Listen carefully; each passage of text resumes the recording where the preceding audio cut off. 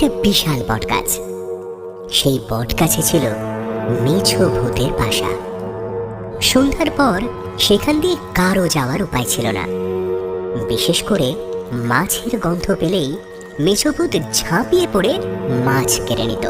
মেছো ভূতের জ্বালায় কেউ আর মাছ নিয়ে ওই পথে যায় না। একদিন এক নাপিত কুটুম বাড়ি থেকে মাছ নিয়ে বাড়ি ফিরছিল।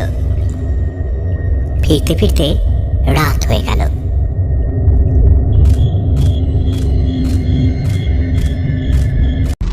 ওফ, এত তাড়াতাড়ি যাচ্ছি, তারপরেও রাস্তা যেন আর শেষই হচ্ছে না। রাতও হয়ে গেল। ভেবেছিলাম দিনের আলো থাকতে থাকতে নদীর ধার দিয়ে ওই বটগাছটা পেরিয়ে যাব, কিন্তু তা তো আর হলোই না। সঙ্গে এই মাছগুলোও আছে, মেছো ভূত ঠিক টের পেয়ে যাবে। না, একটা কাজ করি, এই মাছগুলোকে জামার ভিতরে ঢুকিয়ে নি। এই এই তো এই তো এই তো, এবার এবার ঠিক আছে। নাপিত মাছগুলোকে জামার মধ্যে ভরে নিয়ে হেঁটে চলল।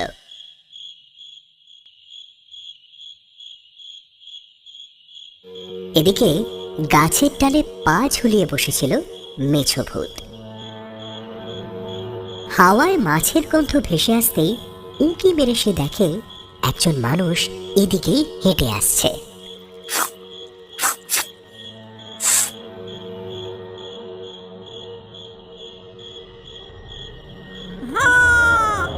হাতে মাছ নেই, তবে মাছের গন্ধ আসছে কোথা থেকে? ব্যাপারটা ঠিক লাগছে না।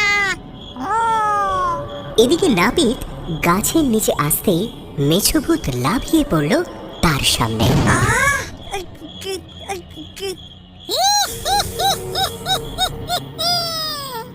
আহ, উরে বাবা রে! তোর আবার কি চাই?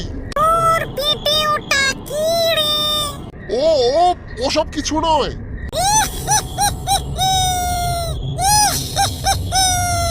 পেটে মাছ লুকিয়ে রেখে মিথ্যা বলা হচ্ছে। আরে আরে আরে,